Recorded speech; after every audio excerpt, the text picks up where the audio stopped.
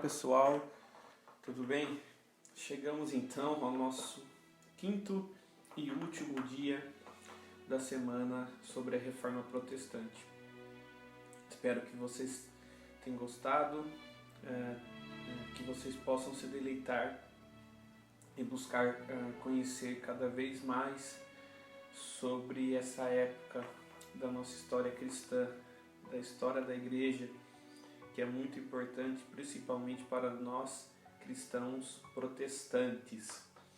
Hoje nós vamos falar de um homem muito influente para a Reforma, muito importante para a Reforma, e que até hoje os seus escritos e estudos nos abençoam. Esse homem é João Calvino. Calvino, ele nasceu em Noyon, na Picardia, que é a província norte lá da França. Ele nasceu em 10 de julho de 1509, ou seja, praticamente mais de 10 anos após o nascimento de Lutero. Calvino tinha um pai que era advogado, chamava Gerard, e a sua mãe chamava Jeanne, que era uma mulher piedosa. Ao contrário de Lutero, do pai de Lutero, que queria que Lutero primeiro estudasse direito, né? E Lutero depois, aliás, acaba estudando direito e depois vai para o monastério após aquele episódio da tempestade. Já o pai de Calvino queria que ele fosse primeiro para a vida cristã, para os estudos cristãos. Mas nós vamos ver aqui que não deu muito certo em primeira lida. O pai de Calvino, então, que era um renomado advogado, ele envia Calvino para Paris para estudar filosofia e latim. Mas em 1528, após ele brigar com os líderes da igreja, ele envia Calvino para a Universidade de Orleans para estudar direito, como eu disse. Ele também estudou grego na Universidade de Bourges. Mas em 1531, com a morte do pai, ele se dedicou muito à literatura cristã, chegando a 1533 a se converter para a fé evangélica. Mas em 1534 ele teve que fugir de Paris porque ele estava sendo acusado de influenciar ali com a doutrina evangélica, com a doutrina protestante. Então ele teve que fugir ali às pressas de Paris e vai para Basileia, onde ele publica a primeira edição das Institutas da Religião Cristã. Esse estudo, esse escrito maravilhoso que temos até hoje aí presente, que nos edifica muito. E ele escreve em latim. Bom, lembrando que a língua geral ali do mundo, do ocidente, já era o latim, né? Hoje é o inglês, mas naquela época era o latim. Então, como ele escreve em latim, é uma edição que várias nações, né, países, conseguem ler, porque é a língua geral. Então isso é disseminado rapidamente. E ele escreve, na verdade, as Institutas, primeiramente direcionada ao rei católico Francisco I. Eu citei ele aqui no primeiro episódio, dando um panorama antes da pré-reforma, que ele atacava os protestantes, né? Então ele acusava os protestantes de motim. Então ele escreve essas Institutas direcionadas ao rei Francisco, para dizer e demonstrar o que os protestantes pensavam e criam. Assim, as Institutas, elas foram editadas 9 vezes, né? A última, mais precisamente, a última edição dela é entre 1559 e 1560. E lá ele deixa uma definição sobre a vida cristã. e eu vou citar ela aqui mais precisamente, como ele define a vida cristã nas Institutas. Nós não somos de nós mesmos, portanto, não façamos nosso alvo a busca daquelas coisas que nos sejam agradáveis. Nós não somos de nós mesmos, portanto, até onde nos é possível, esqueçamos-nos e as coisas que são nossas. Por outro lado, somos de Deus, portanto, que a sua sabedoria e vontade presidam tudo que é nosso. Nós somos de Deus, a Ele como único legítimo alvo. Sejam dirigidas nossas vidas em todos os seus aspectos. Maravilhoso essa reflexão, maravilhosa essa reflexão de Calvino nas Institutas. Bom, e em 1536, como ele havia também já fugido de Paris, ido para Basileia, ele passa por Genebra. E ali ele conhece um homem chamado Guilherme Farel, muito importante, que acaba o coagindo, o persuadindo a ficar em Genebra. E Calvino não queria ficar em Genebra, porque ele queria estudar, queria escrever, e Farel faz uma espécie de ele amaldiçoa praticamente ali Calvino, entre aspas, ele diz que Deus amaldiçoaria seus estudos se em tão grave emergência ele se recusasse a ajudar na obra do reino. Então, se Calvino se recusasse a ali ajudar Genebra, Deus iria amaldiçoar os estudos dele. Farel diz, bom, isso trouxe muito medo para Calvino, e Calvino ficou ali então para trabalhar com Farel em Genebra. Um fato interessante é que até aquele momento Calvino nunca foi ordenado, mas ele, por ter trabalhado ali, aceitado ficar em Genebra e ajudar Farel, ele ficou muito, mas muito ligado a Genebra. A primeira estadia dele em Genebra durou 2 anos. Agora novamente uma cena se repete. Ele, juntamente com Farel, ele é banido da cidade porque ele publicou uma instrução na fé em 1537, que era uma disciplina cristã. E as autoridades civis não concordavam com ele sobre a disciplina cristã. Hoje, por exemplo, ainda, esse assunto disciplinar algum membro, ele é muito questionado. Nós temos que tomar até cuidado ao disciplinar algum irmão, algum membro, que nós podemos ser acusados, nós podemos ser processados, por tal disciplina.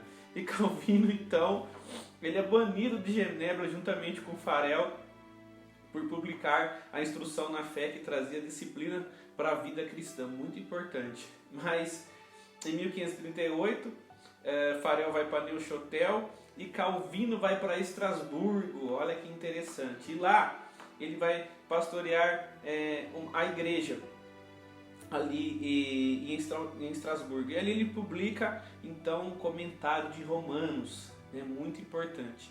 E ali em Estrasburgo ele conhece Idelette de Bourg, e ele casa com ela e torna-se amigo de Martin Bucer, que era pastor também, que foi influenciado pela reforma de Lutero. Martin Bucer também foi influenciado pela reforma de Lutero.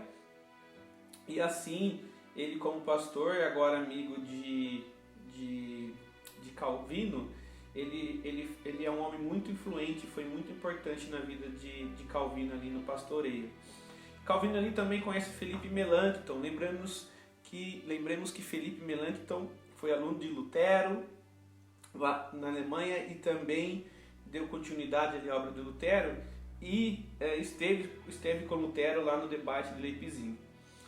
Em 1541, olha que interessante, Genebra, que tinha o rechaçado há pouco tempo, chama ele de volta.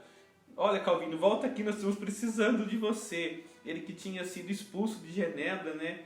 Genebra o chama ele de volta e ele não queria ir, ele relutou um pouco, mas o Martin Bucer falou: não, vai Calvino, você tem que ir, senão Deus vai te amaldiçoar. Olha, Farel pede para ele ficar na primeira vez, dizendo que Deus iria o amaldiçoar se ele não ficasse. Agora, para ele em Estrasburgo, lá com o Martin Bucer, Genebra chamando ele de volta, ele não queria ir pelo que havia acontecido. O Martin Bucer falou: você vai, senão Deus vai te amaldiçoar. É interessante esse amaldiçoar entre aspas, né? E lá ele é nomeado então pastor da Catedral de Saint-Pierre.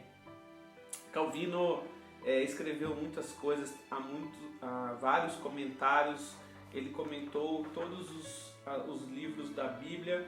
Se eu não me engano, ele não comentou o livro a carta de 1 João, aliás, a terceira carta de João, e também não comentou Apocalipse. Olha, e nós achamos que é tão fácil assim pregar sobre Apocalipse. Calvino não comentou, não há comentários de Calvino sobre o livro de Apocalipse. Ele morre em 27 de maio de 1564. Eu vou dizer aqui na íntegra as suas últimas palavras ali a Farel. É suficiente para mim viver e morrer para Cristo, que é, para todos os seus seguidores, um ganho tanto na vida quanto na morte. Olha a convicção que Calvino tinha sobre a suficiência de Jesus, tanto na vida quanto na morte. Ali ele é substituído então por Theodor Beza, que acaba prosseguindo com a obra de Calvino. Calvino não tem uma autobiografia, como por exemplo Agostinho teve das Confissões, Lutero também fez a sua autobiografia. Quem acaba trazendo uma espécie de biografia é o Theodor Beza, né, que o acompanhou, foi seu discípulo ali e acabou continuando a obra dele. O que nós temos mais realmente são escritos de Calvino, que demonstram muito seu pensamento e vida. Bom, eu disse também que hoje eu iria falar sobre os 5 pontos do calvinismo.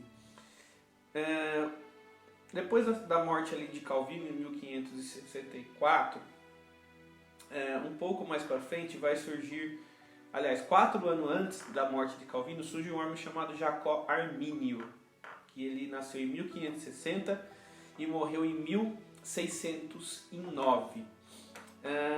Armínio, ele foi aluno de Theodor Beza, que continuou a obra de Calvino, né? Então, Theodor Beza com certeza era calvinista, mas só para dar uma ideia, Lutero não gostaria que usasse o termo luteranos, com certeza não, né? Bem como Calvino, não gostaria que ficassem usando esse termo calvinista. São homens que trazem esse conceito depois da morte tanto de Lutero como de Calvino, bem como de Armínio, né? Porque o que vai acontecer é que Armínio, sendo aluno de Theodor Beza, ele vai se tornar professor, né? E ele vai aprender sim muito que Calvino ensinava, principalmente sobre as institutas. E Armínio começa então a rejeitar alguns ensinos de Calvino, já como professor. E Armínio vai morrer em 1609. 1609, Armínio morre. E os arminianos, que são discípulos de Armínio, né, como Armínio era professor, ele teve alunos, teve discípulos. Esses arminianos que acabam sendo discípulos de Armínio também dão ganho à sua causa no sentido de também concordar com Armínio sobre alguns pontos, refutar alguns pontos de Calvino. Então há ali uma espécie de briga, entre aspas, entre arminianos e calvinistas. Os arminianos de um lado defendendo seus pontos, os calvinistas de outro lado defendendo os seus pontos. Enfim, a história diz que o fundador desse grupo foi o próprio Jacó Armínio. Então, para refutar esses pontos aliás, os pontos de Calvino ainda não existiam, né? Quem escreve os primeiros artigos refutando a obra de Calvino são os arminianos. Eles formulam 5 artigos em 1610. Então, Jacó Arminio morreu em 1609. Em 1610, eles formulam esses 5 artigos, que eles dão nome para esses 5 artigos, que é remonstrância. Essa remonstrância que traz esses 5 artigos questionando os pontos de Calvino, ela é assinada por 46 ministros. E acontece que então há várias discussões entre eles, entre arminianos e calvinistas, mas a resposta oficial calvinista ela só vem 8 anos depois, que é o Sínodo de Dort, que vai de 13 de novembro de 1618 a 9 de maio de 1619. O que o Sínodo de Dort faz então? Ele chama lá os arminianos, que são chamados aí já de remonstrantes, né? Por isso esse termo remonstrantes vem do nome que eles deram aos 5 artigos, que é remonstrância. Eles chamam lá os remonstrantes, né, os arminianos, e começam então agora, como assim? Os remonstrantes, os arminianos, oficializaram através de 5 artigos em 1610, agora o Sínodo de Dort oficializa então os 5 pontos de Calvino. Então, se os remonstrantes definiram 5 artigos, 5 pontos arminianos, agora em resposta ao Sínodo de Dort em 13 de novembro de 1618, para também oficializar os 5 pontos de Calvino, que chamado então dos cânones de Dort. Dentro desses cânones de Dort, eles afirmam 5 pontos em resposta.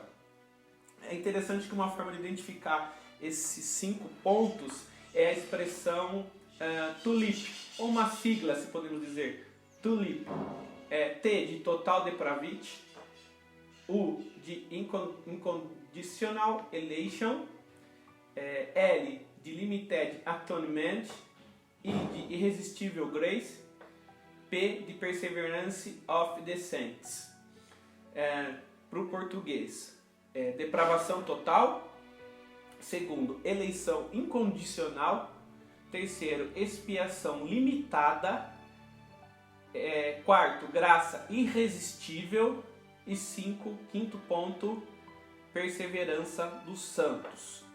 Bom, eu vou só pincelar esses 5 pontos, porque eles são muito abrangentes, e eu vou disponibilizar um e-book também gratuito do John Piper, esse pastor querido que escreveu um livro tratando dos 5 pontos, e eu achei muito interessante porque ele inverte um pouco a ordem dos 5 pontos, e é interessante sim o pensamento que ele traz, e eu acho que é bem mais acessível, bem mais fácil de se entender, e até por uma das inversões que ele faz dos 5 pontos, não na ordem original que eles foram tratados. Mas o primeiro ponto, depravação total, o que os calvinistas afirmaram? Olha, o homem foi feito perfeito, caiu no Éden e é depravado. A partir de Adão, todos levaram o pecado original. Então o homem, ele nasce depravado. Uma criança, de um dia, 1 hora, 1 minuto, ela nasce depravada.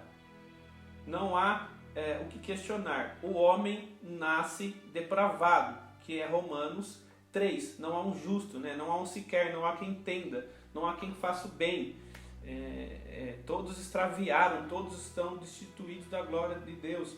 Ou seja, o homem nasce depravado e não há nada que ele faça para tirar essa depravação por si só. Lutero, eu mandei o livro Nascido Escravo aí para vocês, o e-book, vocês vão ver que Lutero vai tratar disso lá. O homem nasce depravado, ele nasce escravo do pecado, ele é precisado ser comprado. Comprado de que forma?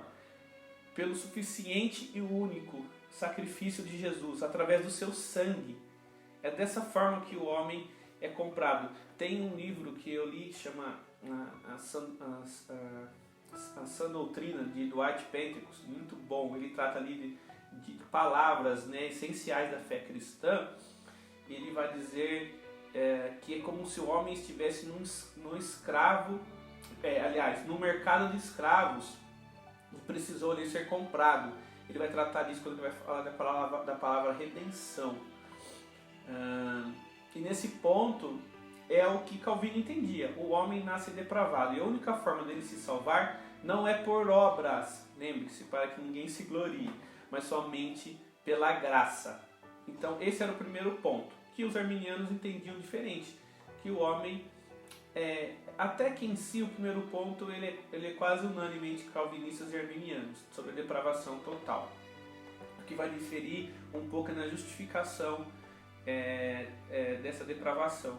O segundo ponto, que é eleição incondicional, a palavra diz incondicional. Deus elegeu os seus antes da fundação do mundo sem condições. Deus não colocou condições.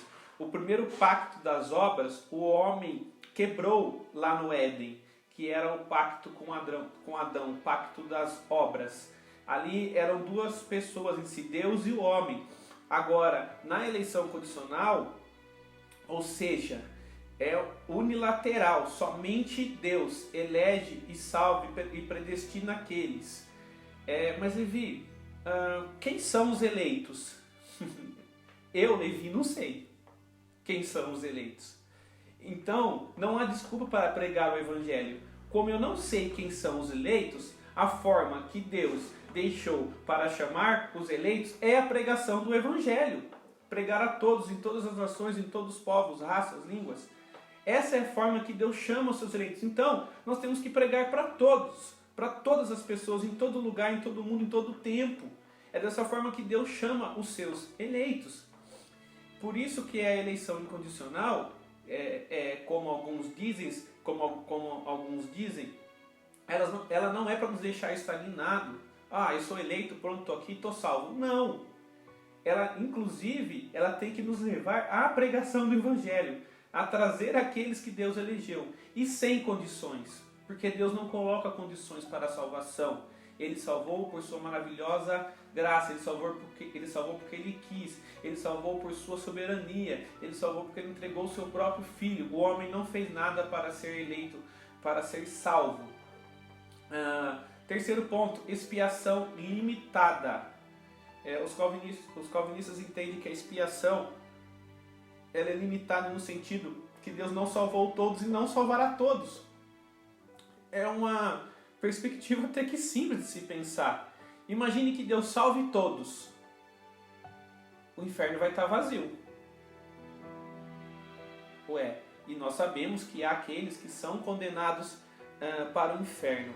Houve um homem, se eu não me engano, um teólogo do século VII, chamado Isidoro de Serville, que ele pregava a predestinação dupla, ou seja, alguns foram condenados antes da fundação do mundo para o inferno e alguns foram condenados antes da fundação do mundo para a vida eterna.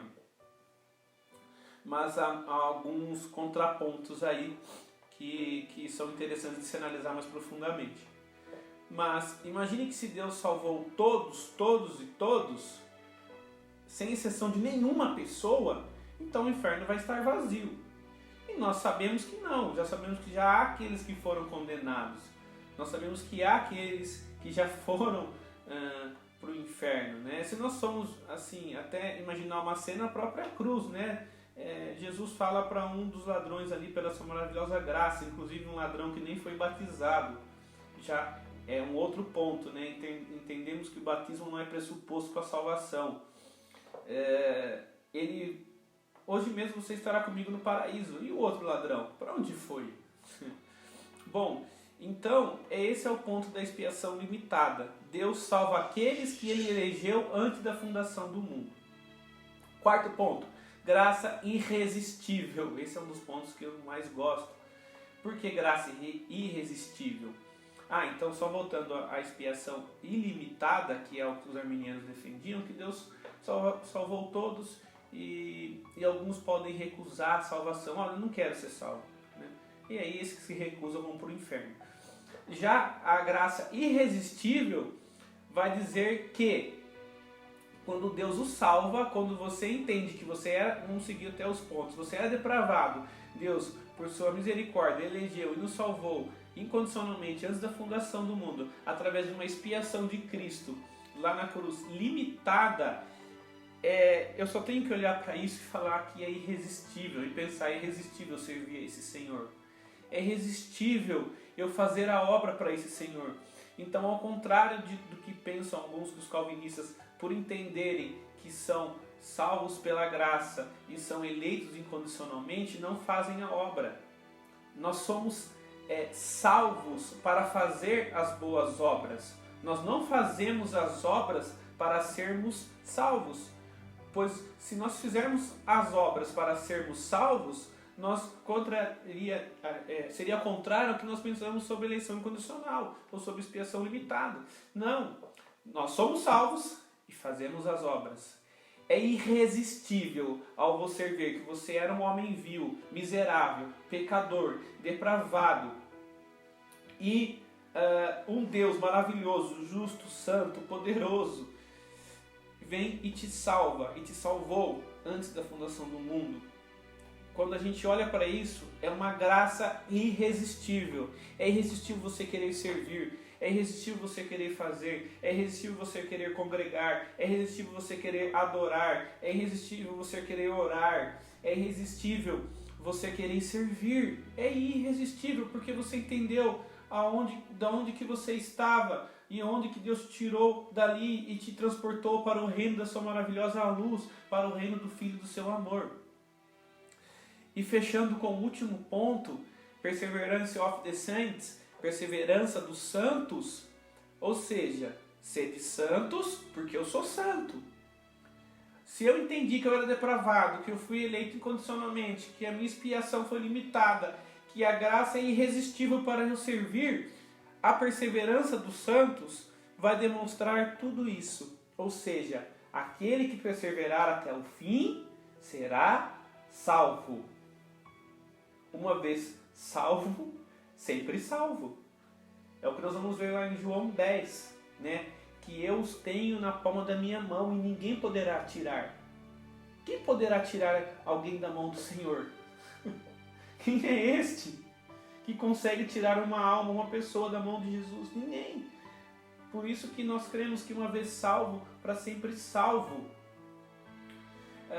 Já os arminianos defendiam que a graça, por exemplo, ela é resistível no ponto da pessoa não querer ser salva.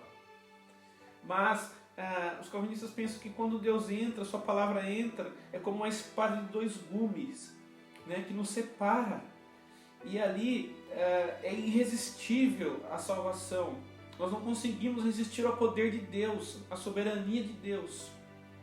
E a perseverança dos santos, os nossos frutos, a nossa perseverança até o final, né, até nós morrermos ou a vinda de Jesus, ela vai confirmar realmente isso. Então são os 5 pontos ali dos cânones de Dort, demonstrados ali no Sínodo de Dort, em 1618, que contrapõe aos pontos do calvinismo, do arminianismo. Queria deixar uma coisa bem clara para encerrarmos, queridos, é que arminianos e calvinistas são irmãos. Infelizmente, temos os ultra-calvinistas, né, que ultrapassam aquilo que Calvino ensinou, e vamos lembrar que Calvino é conhecido como um teólogo do Espírito, um teólogo da oração, um teólogo e pastor da palavra. E Jacó Armínio também. Entretanto, os ensinos de Jacó Armínio se perderam completamente na igreja. Então, pentecostais e presbiterianos são irmãos. Nós temos irmãos pentecostais seríssimos com a palavra de Deus, com aquilo que Deus pensa e com aquilo que Deus é. irmãos queridos, irmãos, sim. Eu tenho vários que estão, que estão caminhando conosco na Igreja Universal de Cristo. Entretanto, nós temos irmãos que se perderam, principalmente hoje, trazendo indulgências. Então, por que a reforma ainda é importante? Eu vou esticar mais um ponto. Antes de eu finalizar hoje, eu creio que acho que amanhã, então, eu mande um último episódio. Por que a reforma ainda é importante? Tanto para calvinistas, tanto para pentecostais. Tanto exatamente para pentecostais, como para presbiterianos, como para batistas, como para igrejas reformadas. Por que a reforma é importante? Porque nós temos que ainda, como anões, nos apoiar em ombros de gigantes, como disse aquele poeta medieval Pedro de Blois. Por quê? Justamente para a gente voltar à centralidade das Escrituras, para a gente voltar ao Evangelho, para a gente voltar à pessoa do solos Cristo, somente a Escritura, somente a graça, somente Deus a glória. Então, amanhã eu creio que eu vou trazer finalmente 10 minutos de devocional sobre por que a reforma ainda é importante hoje, tanto para nós, tanto para os pentecostais, como para os reformados, né? Sejam os arminianos, sejam calvinistas, sejam metodistas, sejam luteranos, sejam presbiterianos, sejam batistas. Que você tenha um dia maravilhoso na graça e paz do nosso Senhor Jesus Cristo.